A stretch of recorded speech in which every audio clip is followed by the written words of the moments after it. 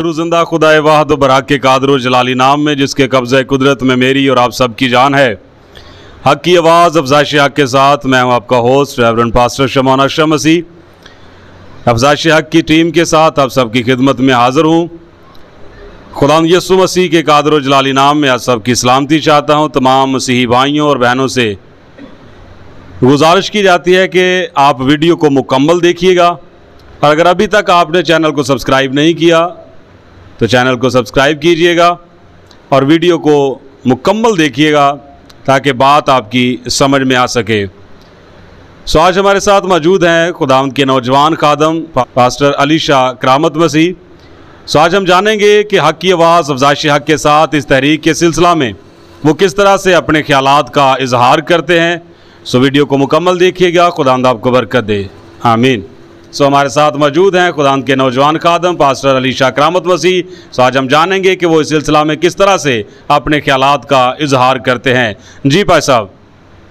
खुदाई वाहिद बुज़ुर्ग बरतर के नाम में सुनने वाले तमाम लोगों की सलामती और खुदावंद आप सबको बरकत अता फरमाए। पास्टर साहब आपका भी शुक्रिया कि आपने मुझे याद फरमाया, मुझ खुदाए वाहिद के खादिम को याद फरमाया कि मैं इस जगह पे खड़ा हो सकूं और हक की आवाज़ को बुलंद कर सकूं आप सबके साथ।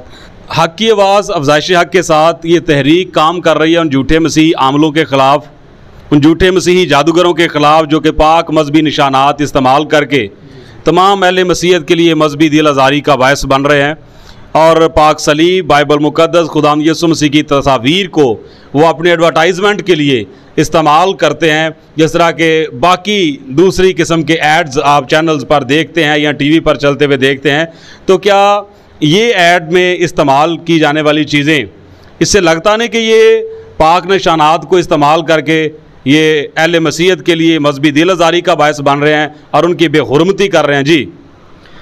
जी पादरी साहब आप बिल्कुल सही फरमा रहे हैं। बाइबल मुक़द्दस के तमाम मुक़द्दस निशानात जिन पर मसीहियत टिकी हुई है, इस मसीहियत की दिल आज़ारी, दीन मसीहियत की दिल आज़ारी के लिए ये सब कुछ गलत किया जा रहा है। बाइबल मुक़द्दस ये फरमाती है कि गैर मबूदों के पास दौड़ने वालों का गम बढ़ जाएगा, और लिखा है कि अगर तेरे दरमियान कोई जादूगर हो तो लिखा है कि तू उसके पास ना जाना, और ये भी लिखा है कि तू अपनी कौम में से जादूगरों को काट डालना।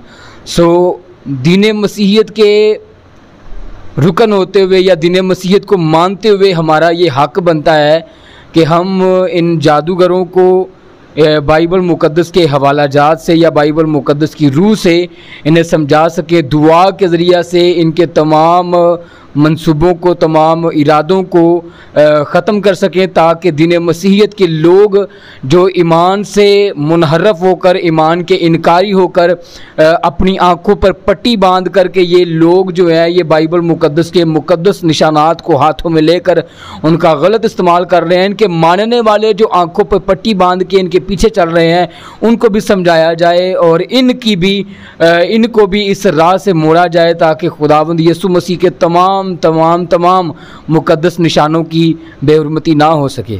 जी बहुत शुक्रिया भाई साहब। अच्छा पास्टर अली शाह, खुदावंद के कलाम के मुताबिक हक की आवाज़ अफज़ाइश हक के साथ इस तहरीक का आगाज़ किया गया है, और चूँकि एक अरसा से ये सारी चीज़ें तमाम अहले मसीहत के लोग जो हैं वो देख रहे हैं टीवी पर, केबल पर, डिश चैनल्स पर, और फिर संडे मैगज़ीन जो आता है अखबारात में, लेकिन आज तक किसी ने इसके ख़िलाफ़ जो है वो आवाज़ नहीं उठाई। तो हक की आवाज़ अफज़ाइश हक के साथ इस तहरीक का आगाज़ किया गया, इस हवाले से थोड़ा सा बताइएगा। जी मैं ये बताना चाहूँगा, मुझे यहाँ पे यिर्मयाह की किताब उसके पहले बाब की कुछ बातें याद आ गई हैं। लिखा है कि मैंने तुझे बुलाया है, और मैंने तुझे इसलिए बुलाया, नाम लेकर बुलाया है, ताकि तू कौमों को, उम्मतों को, कबीलों को हटाए, उखाड़े, बनाए। और लिखा है कि तू उनके चेहरों को देखकर डर ना जाना, तो उनके चेहरों को देख के डर ना जाना। तो पादरी साहब मैं आप पर यहोवा खुदा का बड़ा ख़ास ही फजल वाला हाथ समझता हूँ कि खुदा ने आपको ये तहरीक दी है और आपको उठा खड़ा किया है कि आप इनके ख़िलाफ़ हों।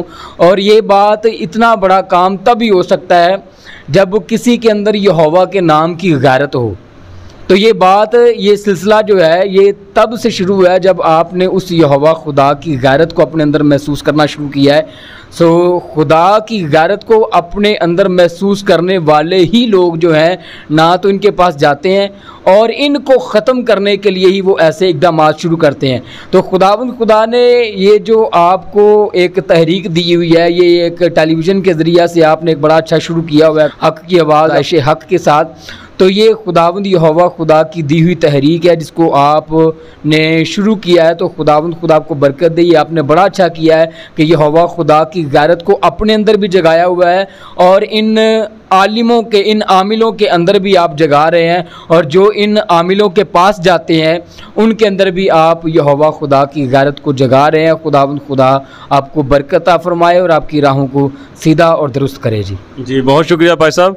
अच्छा, आखिरी बात आपसे ये पूछना चाहेंगे कि चूँकि ये तमाम अहले मसीहत के लिए मजहबी दिल आज़ारी का बायस बन रहे हैं, तो लिहाजा आप क्या समझते हैं कि इनकी रोकथाम के लिए क्या किया जा सकता है? जी, इस सवाल पर मैं यही कहना चाहूँगा कि ये तमाम जो सेटअप शुरू किया गया है हक़ की आवाज़ को बुलंद करने के लिए, ज़ुबान को जो हक़ पर बोलने की आदत डालने के लिए ये जो सेटअप शुरू किया गया है, इस सेटअप को शुरू करने का मकसद यही है कि पाकिस्तान की हदूद के अंदर जो ये काम शुरू हुआ है या बहुत देर पहले से हो गया हुआ है, इसको ख़त्म करने के लिए ये काम शुरू किया गया है। बाइबल मुक़द्दस में लिखा है कि जिस मुल्क में तू रहे तेरी हदूद के अंदर कोई जादूगर नज़र ना आए। तो मैं हुकूमत पाकिस्तान से यही अर्ज़ करूँगा, यही अपील करूँगा कि जनाब इज़्ज़त मआब, मैं आप सबसे यही कहना चाहता हूँ कि आप भी कदम उठाएं और नोटिस लें इन लोगों के ख़िलाफ़ जो दीन मसीहियत के मजहबी दीनी निशानात को पमाल कर रहे हैं, उनकी इज़्ज़त की बेहुरमती कर रहे हैं। खुदा आपको ज़ोर अता फरमाए, आप सब भी इन तमाम लोगों के ख़िलाफ़ खड़े हों। बहुत शुक्रिया।